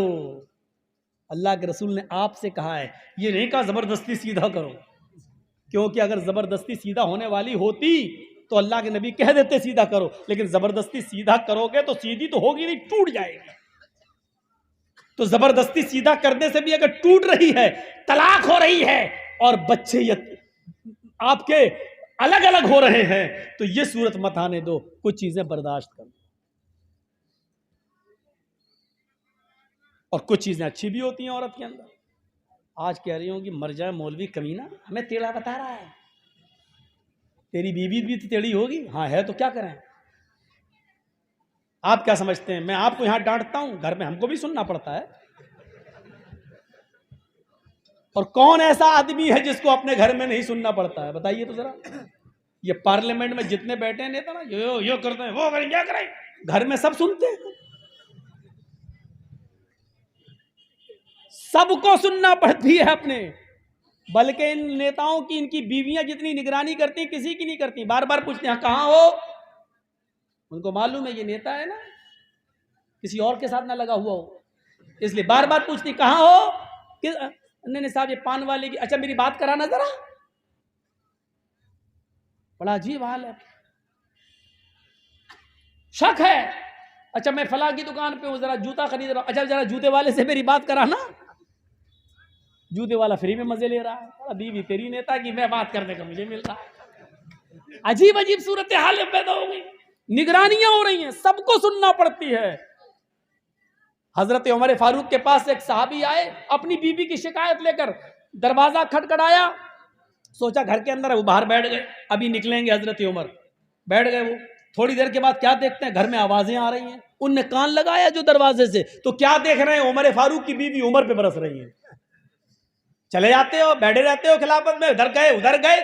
खाना कौन लेके आएगा, पकने को कौन लेके आएगा, बच्चों का क्या होगा, बच्चों की पढ़ाई, बच्चों का खाना पानी, बच्चों के कपड़े लत्ते, क्या है तुम्हें कोई फिक्र है? जब देखो गरीबों के पीछे लगे रहते हो। कौन जरूरतमंद है, दूसरों की जरूरत पूरी कर रहे हो, अपने घर की फिक्र नहीं। हजरत उमर सुन रहे हैं, गर्दन डाले। इसने देखा है ये क्या करेंगे, दूर हमारी शिकायत, हम तो अपनी बीवी की शिकायत लेके आए, ये क्या करेंगे। बोर्ड के चला गया बेचारा, जाने लगा। हजरत उमर फारूक थोड़ी देर के बाद निकले, देखा वो जा रहा है, उसको बुलाया, आवाज लगे, मिस्टर इधर आओ। क्या इधर, तुम आए थे? हाँ। किस लिए? क्या कुछ नहीं, वो अब मैं जा रहा हूं। अरे तुम कुछ शिकायत लेके आए थे ना? नहीं नहीं नहीं, अब मैं जा रहा हूं। बताते क्यों नहीं हो? आए थे शिकायत लेके और चल दिए। कुछ बात हो तो बताओ ना, क्या बात है? मैं अमीरुल मोमिनीन हूं, लोगों का खादिम हूं, मैं आपके ही काम के लिए बैठा हुआ हूं, बताओ क्या जरूरत है। कहने लगा, अमीरुल मोमिनीन, जिस काम के लिए आया था वो काम आपके बस का नहीं है? मेरे बस का नहीं? कहा मैं देख लिया हूं, अब मुझे जाने दीजिए। कहा हुआ क्या ये तो बताओ। कहा अमीरुल मोमिनीन, मेरी बीवी मेरे ऊपर रोज चढ़ जाती है, डांटती है, फटकारती है, उल्टा सीधा बोलती है। मैं अपनी बीवी की शिकायत लेके आया था, लेकिन देख रहा हूं, कान लगा के सुना तो आपकी बीवी आपको डांट रही है, उल्टी गंगा बह रही है। तो आप कुछ बोल ही रहे, आप सुन रहे, चुपचाप खामोश बैठे। 22 लाख मुरब्बा मील पर हुकूमत करने वाला भी अपनी बीवी की सुन रहा है। ये तो शुक्र मनाए कि इसकी बीवी है नहीं, वरना आधी परेशानियां दूर हो गई होती। क्योंकि जो आदमी बीवी की परेशानियां सह चुका हो, वो आदमी जानता है परेशानी क्या है। इसलिए जिसको घर में परेशान करने वाली बीवी नहीं होती, वो दूसरों को परेशान करता है। देखना इस जुमले को कैसे एडिट करेंगे लोग, देखिएगा इस जुमले को कैसे बनाए। मौलाना, इस जुमले को जानते हो कैसे लिखेंगे? मौलाना ने मोदी को क्या कहा, इस तरीके से यूट्यूब में डालेंगे। इसी चीज से मुझे डर लगता है, इसलिए न ज्यादा मंत्र पढ़ रहा हूं, न मैं नाम ले रहा हूं किसी का। ये हालत है मेरे साथ। मैं नहीं चाहता था कि मैं समझौता करूं, लेकिन करना पड़ रहा है मुझे हालात के साथ। इतना तो कोई नहीं परेशान करता है। तो मेरे भाइयों, अब वक्ती तौर पे एक बात आ गई, मैंने कह दी। अब इसका यह मतलब थोड़ी कि आप उसका फोटो मेरे फोटो के साथ बना देंगे। मौजू ये होना चाहिए कि इस्लाम ने औरत को क्या मकाम दिया है, ये होना चाहिए। अब ये मौजू ना होकर क्या मौजू होगा? मौलाना ने मोदी को ललकारा, ये बनाते हैं। अब बताइए, इसको जब लाखों लोग देखेंगे तो जो उसके फैन हैं क्या कहेंगे? कहीं कहीं मुकदमा, जरूरी नहीं है कि हम बिहार में बोलें तो बिहारी पर मुकदमा हो। कोई भी आदमी कहीं भी मुकदमा दायर कर सकता है, ये कानून है हिंदुस्तान। बिहार में होंगे तो चलो आप लोग निपटा लोगे, बंगाल में होंगे तो चलो ममता दीदी हैं, लेकिन कहीं और अगर हो गया और जहां बीजेपी की हुकूमत है वहां अगर मुझ पर मुकदमा हो गया तो कौन है? कोई नहीं आता साथ। मैंने सबको देखा है। सुनते वक्त मौलाना आप ये नहीं बोले, आज मजा नहीं आया, आज उसको नहीं बोले। बहुत कहने वाले मिलेंगे। जब परेशानियां आती हैं और जब कोई जेल में चला जाता है तो कोई साथ नहीं आता है। यकीन मानना, अगर मैं नहीं उनसे मिलने नहीं आए, क्यों? सीआईडी मेरे पीछे लग जाएगी। मौलाना जर्जी से इसके क्या ताल्लुक है, ये क्यों मिलने गया था? सबको देख लिया है। आपको भी मशवरा देता हूं, जो कुछ भी करना है अपने बलबूते पे करना है। ये मत सोचना कि आपको परेशानी आई, आप कभी जेल में चले गए तो दूसरे आपकी मदद करेंगे। दूसरों पर कभी भरोसा मत करना।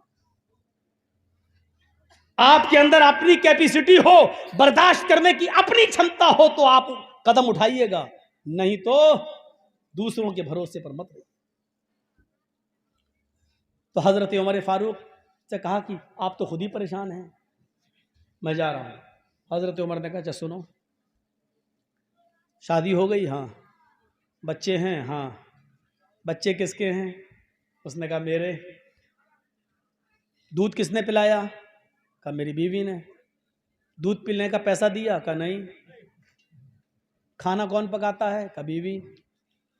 कहा तुम्हें मालूम है बच्चे बाप के होते हैं, अगर माँ उसकी दूध ना पिलाए तो बाप जबरदस्ती दूध नहीं पिलवा सकता। अगर माँ ये कहे बीवी के मुझे आपके बच्चे को दूध पिलाना है, मुझे इतना रुपया महीना चाहिए, तो आपको उतना रुपया महीना देना पड़ेगा, दूध पिलाई। दिया तुमने? नहीं। कहा वो हमारे बच्चे को दूध पिला देती है, पैसा भी नहीं लेती है। बच्चे आपके हैं, पेशाब करें तो आप धुलाओ, लेटरिन करे तो आप धुलाओ, कौन धुलाता है? कहा मेरी बीवी। कहा अगर वो ये कहे कि आपके बच्चे ने गंदगी की है आप धुलाइए, तो आप ही को धुलाना पड़ेगी, लेकिन वो धुला देती है।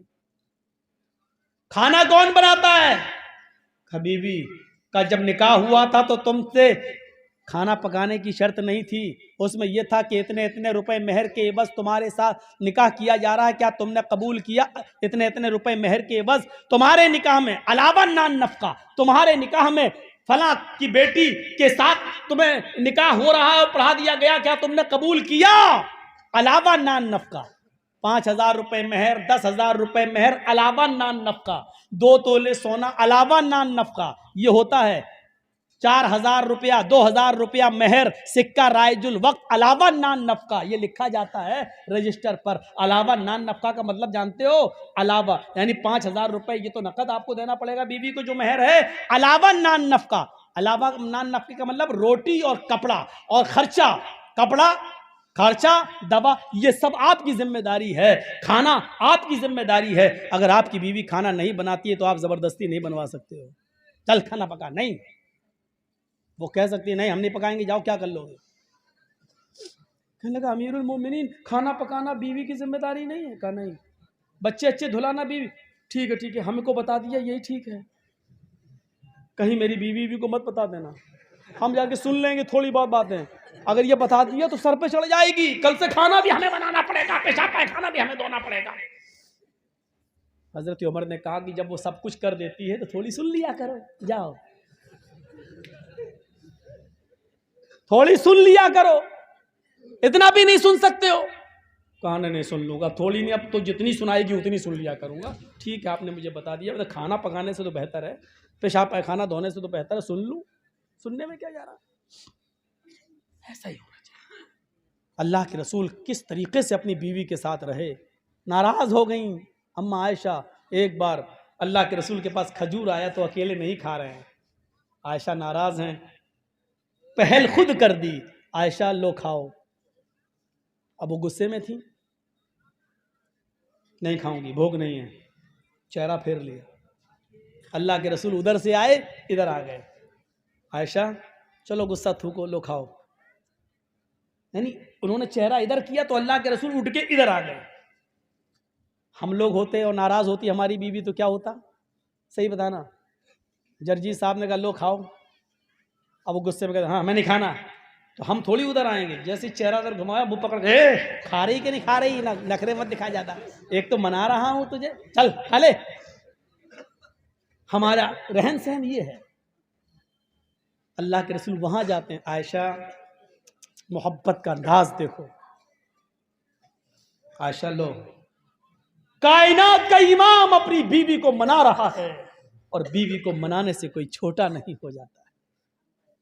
याद रखो, जो लोग ये समझते हैं कि बीवी को मनाने से हमारी शान घट जाएगी, लोग जोरों के गुलाम कहेंगे, उनका रांची के पागल खाने में उनका इलाज करो। जो बीवी को मनाने में यह समझता है कि मेरी शान घट जाएगी, तो माफ करना, तू और शान और शौकत में तू शाहजहां नहीं है, औरंगजेब नहीं है। कायनात का इमाम बीवी को मना रहा है, अल्लाह का प्यारा नबी बीवी को मना रहा है, और अल्लाह के बाद जिसका मकाम और मर्तबा सबसे बड़ा हो वो अपनी बीवी को मना रहा है। लो खाओ आयशा, गुस्सा थूको। उन्होंने फिर इधर चेहरा कर लिया, मैंने कहा ना कि मुझे भूख नहीं लग रही है, फिर चेहरा इधर आ गए। अब गले में हाथ डाल लिया, सर पे, आयशा नहीं, चलो मुंह खोलो। अब आप ये भी नहीं कह रहे लो, अब आप क्या कह रहे हैं? मुंह खोलो, चलो कुली बिस्मिल्लाह, चलो अल्लाह का नाम लेकर खाओ। हजरत आयशा भी जानती थी कि ज्यादा नहीं कहलवाना चाहिए, 1-2 बार हो गया, 3 बार से ज्यादा होना भी नहीं चाहिए, तो वो भी अब मान गई, लेकिन तंज भरा जुमला फिर भी कह दिया, लो चलो मुंह खोलो, कुली बिस्मिल्लाह, अल्लाह का नाम लेके खाओ। ऐसा लग रहा है जैसे इससे पहले मैं अपने बाप का नाम लेके खाती थी। खा लिया, हंसने लगी, दोनों मुस्कुरा दिए। शैतान इसी चीज से जलता है कि मियाँ बीवी में हमने आग लगाई और ये एकदम मन गए। शैतान को सबसे ज्यादा तकलीफ तब होती है। अब अल्लाह के रसूल कहते हैं नहीं खा रही, मर भूखी, हट। तो क्या होता, वो उधर टेढ़ी तो है ही औरत जात, और हम और छोड़ देते तो तलाक पे नौबतें आ जाती। तो तलाक पे नौबतें नहीं आने दीजिए मेरे भाइयों, मनाओ। अल्लाह के रसूल अपनी बीवी के साथ जब चल रहे हैं और कोई नहीं है, एक बाग, एक जंगल से गुजर हो रहा है, बाग से, हदीका, गार्डन से, तो अल्लाह के रसूल ने, हजरत आयशा ने कहा अल्लाह के नबी चलो जरा दौड़ते हैं, कौन आगे निकल जाए। अल्लाह के नबी दौड़े, हजरत आयशा दौड़ी, दोनों दौड़े, आयशा आगे निकल गई, अल्लाह के नबी पीछे रह गए। हजरत आयशा कहती हैं आयशा, अल्लाह के नबी आप तो हार गए, मैं जीत गई, मैं कामयाब हो गई, मैं जीत गई। आपने कहा जी कोई बात नहीं, आप जानते हैं बीवी जीती तब भी मेरी खुशी, मैं जीतता तब भी मेरी खुशी, लेकिन बीवी जीत गई, उसको खुशी हो रही तो होने दो। 3-4 साल के बाद फिर उसी रास्ते से गुजर हो रहा है। अल्लाह के नबी ने कहा आयशा कुछ याद आया? हाँ आया, यहाँ हम लोग 4 साल पहले दौड़े थे। हाँ। हजरत आयशा कहती चलिए फिर दौड़ लगाते हैं, देखें कौन आगे निकल जाए। फिर दौड़े, अब अल्लाह के नबी आगे निकल गए, आयशा पीछे रह गई। औरत को खुशी होती है तो गुस्सा भी बहुत जल्दी आता है, ये फितरत है औरत। अल्लाह के नबी ने कहा क्या हुआ? कुछ नहीं। अच्छा वो पीछे रह गई इसलिए ना। आपने कहा आयशा देखिए, समझ गए, शौहर वो होता है जो अपनी बीवी का चेहरा पढ़ ले। समझ गए, आज बेचारी पीछे रह गई है इसलिए तकलीफ हो रही है। आपने कहा आयशा पहले तुम क्यों आगे निकली थी मालूम है? कहा क्यों? कहा पहले तुम पतली दुबली थी, इसलिए दौड़ती हुई आगे निकल गई थी। इन 4 सालों में तुमने कुछ खाया है, मदीने के खजूरों ने तुम्हें थोड़ा मोटा कर दिया है, पहले से तुम्हारा वजन थोड़ा बढ़ गया है, इसलिए पीछे रह गई, मैं आगे निकल गया। हो सकता है अभी भी अल्लाह के नबी समझ रहे हैं कि वो खुशी नहीं है जो होनी चाहिए। आपने कहा आयशा इसमें गुस्सा होने की क्या बात, एक मर्तबा तुम जीती, एक मर्तबा मैं, मैच डिरा, फाइनल हम लोग दौड़ेंगे ही नहीं कि किसी को तकलीफ हो। अब आयशा ने दिमाग लगाया, अम्मा आयशा हाँ बात तो सही है, एक मर्तबा मैं भी तो जीत चुकी हूं और एक मर्तबा आप, अभी तो बराबर हुआ है। तब तो शौहर नब्ज समझता है बीवी किस बात से खुश होती है। आपने कभी नब्ज समझने की कोशिश की? नब्ज पढ़िए, पहचानिए, हर चीज औरत मुंह से नहीं कहती है। एक बार गुस्सा भी आया अल्लाह के रसूल को और किसी बात पर गुस्सा होकर कसम खा ली कि मैं 1 महीने तुम लोगों से बात नहीं करेंगे, किसी बीवी से हम नहीं मिलेंगे, कसम खा ली। 1 महीने कसम पूरा करने के लिए आप ऊपर चढ़ जाते, नमाज पढ़ के आए और छज्जा था वहां लकड़ी का तख्त, उसी पे चले जाते थे, किसी से नहीं बात करते थे। 29 दिन हो गए, मगरिब की नमाज पढ़ के आए, कहा आयशा सलाम अलैकुम, लाओ खाना वाना लाओ, क्या बनाया है? हजरत आयशा खाना लेके आई, लेकिन 29 दिन के बाद फिर तंज मार रही हैं। क्या कह रही हैं? अल्लाह के नबी जी आपने तो 1 महीने की कसम खाई थी, आज तो 29 ही दिन हुए हैं, सब्र नहीं हुआ? ये औरत की फितरत है, वो कुछ ना कुछ कहेगी। और मर्द की फितरत ये होनी चाहिए कि उसको अपनी औरत की सुनना चाहिए। देखिए हम कितनी अच्छी बात बता रहे हैं आपको, यहां से सीखिए। अल्लाह के नबी से क्या कहा हजरत आयशा ने? आज तो 29 ही दिन हुए हैं, मगरिब के बाद आ गए, खाना लाइए। आपने तो 1 महीने की कसम खाई थी कि मैं बात नहीं करूंगा, सब्र नहीं हुआ, 29वें दिन बोले। तो अल्लाह के रसूल ने ऐसा जवाब दिया, आयशा चुप हो गई। आपने कहा आयशा महीना 29 का भी तो होता है, और देखो चांद हो गया है, यानी महीना खत्म। मगरिब में हम चांद देखा गया, महीना 29 का भी होता है, और आज 29 का चांद हुआ है, यानी महीना खत्म। मैंने 1 महीने की कसम खाई थी, महीना पूरा हो गया। अच्छा चांद हो गया। हाँ, ये है मियाँ बीवी के दरमियान ताल्लुकात। मेरे भाइयों, इनको बिगड़ने मत दीजिए। लोग चाहेंगे, कोशिशें करेंगे बिगाड़ने की, तो वला ताउक करना वालिदै, बोल रहे थे माँ बाप के ऊपर, पहुंच गए मियाँ बीवी के। वला ताउक करना वालिदैक व इन मराकन तखरुज मिन अहलिक व मालिक, दो चीजें। तीसरी चीज वला ततरुकन्न सलातन मक्तूबतन मुतअम्मिदन फइन्न मन तरक सलातन मक्तूबतन मुतअम्मिदन फकद बरियत मिनहु जिम्मतुल्लाह, फर्ज नमाज कभी कसदन जानबूझकर मत छोड़ना। जो फर्ज नमाज जानबूझकर छोड़ देता है, अल्लाह रब्बुल आलमीन के ऊपर से उसकी जिम्मेदारी उड़ जाती है, फिर अल्लाह को उसकी कोई फिक्र नहीं होती। फर्ज नमाज कभी जानबूझकर मत छोड़ दो। जंग हो रही है लेकिन सहाबा नमाज नहीं छोड़ रहे। अगर 500 आदमी जंग लड़ रहे हैं, अजान का टाइम हो गया तो 250 लोगों ने मोर्चा संभाल लिया और 250 लोग नमाज पढ़ने में मसरूफ हो गए। जब ये 250 नमाज पढ़ चुके तो इन्होंने मोर्चा संभाल लिया और जो लड़ रहे थे उन्होंने नमाज पढ़ना शुरू कर दी। मेरे भाइयों, जंग हो रही है लेकिन सहाबा ने नमाज नहीं छोड़ी। नमाज किसी भी कीमत पर माफ नहीं। जरजीत साहब को आरएसएस के कुछ गुंडे पकड़ के बांध दें, पेड़ से बांध दें, लाठी डंडे बरसाएं, हाथ पैर बंधे हैं, अभी जिंदा हैं जरजीत साहब और अजान का टाइम हो चुका है। आवाज आ रही है अल्लाहू अकबर अल्लाहू अकबर। जरजीत साहब के ऊपर अब फर्ज हो गया कि वो नमाज पढ़ें। या अल्लाह, गुंडों ने बांध रखा है, हम नमाज कैसे पढ़ें? हमें नमाज पढ़ना है, हमें उन गुंडों से एक बार कहना है कि भैया अजान हो रही है, मुझे थोड़ी देर के लिए छोड़ दीजिए कि मैं वुजू बनाकर नमाज पढ़ लूं। अगर वो छोड़ते हैं तो ठीक है, नहीं छोड़ते हैं तो बंदे बंदे हमें नमाज पढ़ना पड़ेगी। वुजू नहीं है, वुजू के लिए भी आपके हाथ पैर नहीं खोले जा रहे हैं तो आपको दिल में वुजू की नीयत करना पड़ेगी कि मैंने वुजू बना लिया। अगर मैं खुला हुआ होता तो वुजू जरूर बनाता, लेकिन मैं बंधा हुआ हूं और इन लोगों ने मुझे वुजू बनाने के लिए पानी नहीं दे रहे हैं, हाथ पैर नहीं खोल रहे हैं। अय अल्लाह, मैंने नियत से वुजू बना लिया, मेरी नियत वुजू की है, आपका वुजू हो गया। ये लोग मुझे हाथ नहीं उठाने दे रहे हैं, मैंने बंदे बंदे अल्लाह नियत कर ली, अल्लाहू अकबर। ये मेरा चेहरा किबले की तरफ नहीं कर रहे हैं। आय अल्लाह, जिस तरफ मेरा चेहरा है तू मेरे दिल की नीयत को जानता है। अगर मैं खुला होता तो किबले की तरफ चेहरा करता। आय अल्लाह, मैं खुला नहीं हूं, बंधा हुआ हूं, मैं इसी तरफ रुक करके नमाज पढ़ रहा हूं, तो मेरी इबादत को कबूल कर ले, इसी को मेरे लिए किबला बना दे। आपको उसी हाल में नमाज पढ़ना पड़ेगी। वुजू नहीं बनाने दिया जा रहा है तो नियत कर लो वुजू की, वुजू हो जाएगा। किबले की तरफ चेहरा नहीं करने दिया जा रहा है तो जिस तरफ तुम्हारा चेहरा उसी तरफ तुम जुमले पढ़ना शुरू कर दो, तुम्हारी नमाज होगी।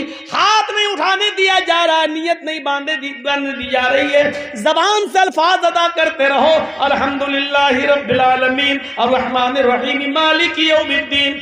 आपकी नमाज अदा हो जाएगी। आपको रुकू नहीं किया जा रहा, करने दिया जा रहा, सजदा नहीं, ऐसे ही कहो अल्लाहू अकबर, सुभान रब्बियल अज़ीम, सुभान रब्बियल अज़ीम, सुभान रब्बियल अज़ीम, समी अल्लाहु लिमन हमिदा, रब्बना व लकल हम्द हम्दन कसीरन तय्यबन मुबारकन फी, अल्लाहू अकबर, सुभान रब्बियल आला, सुभान रब्बियल आला, सुभान रब्बियल आला, अल्लाहू अकबर, अल्लाहुम्मा ग़फ़िरली वरहमनी वहदनी वआफ़िनी वरज़ुक़नी, अल्लाहू अकबर, सुभान रब्बियल आला, सुभान रब्बियल आला, सुभान रब्बियल आला, अल्लाहू अकबर।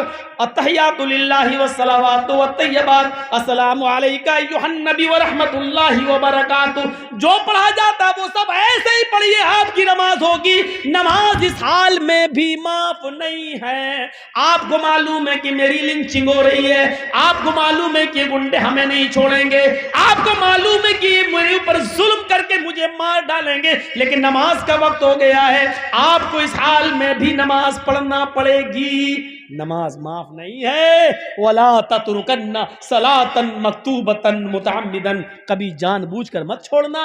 फइन्न मन तरका सलातन मक्तूबतन मुतअम्मिदन फ़क़द बरियत मिन्हु ज़िम्मतुल्लाह। जिस मुआशरे में, जिस समाज में, जिस गांव में, जिस मोहल्ले में नमाज जानबूझ के छोड़ी जाती है, अल्लाह रब्बुल आलमीन की जिम्मेदारी उस मुआशरे से उठ जाती है, फिर अल्लाह की कोई जिम्मेदारी नहीं रहती है। 3 चीजें। चौथी चीज, वला तशरबन्न खमरन फइन्नहु रअसु कुल्लि फाहिशा, कभी भी शराब को हाथ मत लगाना, इसलिए कि ये तमाम गंदगियों की माँ है, तमाम गंदगियों की जड़ है, सारी बुराइयों की जड़ शराब है। सुनन नसई में बनी इसराइल का एक आदमी का वाकया नकल किया गया है। एक औरत ने उसको बुलाया, किसी गवाही के लिए बुलाया, लेकिन उस औरत की नीयत खराब थी। वो बड़ा इबादत गुजार था, बड़ा नेक था। कई कमरों में दाखिल होने के बाद उसके कमरे में पहुंचा, सारे दरवाजे बंद हो गए। वो औरत बेवा थी। उसने कहा, बोलो किस लिए मुझे बुलाया है, किसके बारे में आपको गवाही लेना है, मुझे जो मालूम होगा सच सच बता दूंगा। उस औरत ने कहा, अरे भाई इधर आओ, मैंने गवाही के लिए कब बुलाया है? कहा, फिर किस लिए बुलाया है? कहा, सुनो इधर बैठो, मैंने तुम्हें इसलिए बुलाया है कि तुम मेरे साथ मुंह काला करो। उदनु मिन्नी, मेरे करीब होइए और मुझसे जिना कीजिए। उसने कहा, रे दिमाग सही है? इतने सालों से मैंने आज तक नमाज नहीं छोड़ी, इबादत नहीं छोड़ी, तहज्जुद नहीं छोड़ी, एक भी हमने गुनाह का काम नहीं किया, और तुम मुझसे जिना के लिए कह रही हो? नहीं, दरवाजे चारों तरफ से बंद थे, भागने का कोई रास्ता न था। सुनो, तुम्हारे पास 3 ऑप्शन है, नहीं तो जान जाएगी। 3 ऑप्शन, या तो मुझसे जिना करो, पहला, नहीं करते हो तो ये 6-7 साल का खूबसूरत लड़का बैठा हुआ है, ये छुरी रखी हुई, इसको कत्ल करो। पहला ऑप्शन, मेरे साथ जिना करो, छोड़ दूंगी। नहीं करते हो, इस लड़के को कत्ल करो। उसने कहा, यह भी बड़ा गुनाह है, मैं नहीं करूंगा। इस बच्चे ने मेरा क्या बिगाड़ा जो मैं इसको कत्ल करूं? नहीं कर सकता।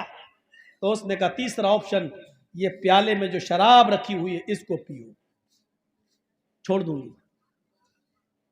उसने देखा कि 3 ऑप्शन में से एक ऑप्शन तो अपनाना है, वरना मेरी जान खतरे में है। तो उसने सोचा, जिना बहुत बड़ा गुनाह है, कत्ल भी कोई कम बड़ा गुनाह नहीं है। शिर्क के बाद दूसरे नंबर पे कत्ल आता है, और कत्ल के बाद तीसरे नंबर पे जिना आता है। तो ये भी बहुत बड़ा गुनाह है, न मैं कत्ल करूंगा न मैं जिना। शराब पीना भी गुनाह है, मैं शराब नहीं पीना चाहता, लेकिन जान बचाने के लिए ये ऑप्शन उसने दिया है, तो मजबूरी है, शराब पी लेता हूं, कम से कम जिना और कत्ल से तो कम गुनाह है। और उसने शराब उठाई और पी ली। पहले प्याले में ही गुनूदगी आ गई। उस औरत ने एक और प्याला पिला दिया, लो पियो, नहीं तुम छोड़ेंगे नहीं। गड़ गड़ गड़ गड़, दूसरा भी पी गया। उसने तीसरा भी पिला दिया, और उसके बाद उसने छुरी दी, पकड़ो इसे, मारो इसको, मारो इसको, बच्चे को भी कत्ल कर दिया। फिर उस औरत ने उसको पकड़ा, उसके कपड़े उतारे, अपने भी उतारे, जिना भी। सुनन नसई के अल्फाज हैं हदीस की किताब के कि उस आदमी ने शराब पी और शराब ने उसको 3 गुनाह करने पर मजबूर कर दिया, यानी कत्ल भी करवा दिया और जिना भी करने पर मजबूर कर दिया। वरना एक जिना कर लेता, बच जाता, जान बच जाती, 2 गुनाह से बच जाता, औरत भी खुश हो जाती, बाद में जाके तौबा कर सकता था। लेकिन उसने ये सोचा कि शराब कत्ल और जिना से छोटा गुनाह है, लेकिन ये नहीं समझ पाया कि शराब तमाम गुनाहों की मां है, तमाम बुराइयों की जड़ है। इसलिए उसने शराब पी, और शराब पीकर उसने 3 काम कर डाले। शराब पीकर शराब पिया, और शराब पीकर कत्ल किया, कत्ल के बाद जिना किया। एक काम करवाया जा रहा था लेकिन शराब ने उससे तीनों काम करवा लिए। इसलिए अल्लाह के नबी ने फरमाया कि शराब के करीब मत जाओ, कभी शराब मत पियो, इसलिए कि तमाम बुराइयों की जड़। कितने नौजवान शराब पीकर अपने घर में आकर अपनी माँ को चुप हक कुतिया छिनाल रंडी पता नहीं क्या क्या अपनी माँ को बोलते हैं अपनी जबान से। यह शराब,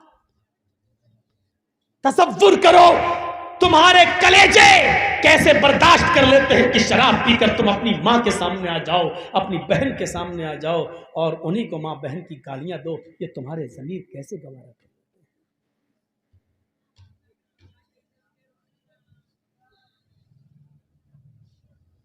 वला तशरबन्न खमरन फइन्नहु रासु कुल्लि फाहिशतिन, चौथी चीज है ये। और पांचवी चीज इय्याका वल मासिया फइन्न बिल मासियति हल्ला सखतुल्लाह, कभी जिंदगी के अंदर अल्लाह की नाफरमानी का कोई काम मत करना, इसलिए कि जिस बस्ती में अल्लाह की नाफरमानी के काम होते हैं अल्लाह का अजाब उस बस्ती पर हलाल हो जाता है। यानी अल्लाह को उस बस्ती पर अजाब नाजिल करने में देर नहीं लगती है।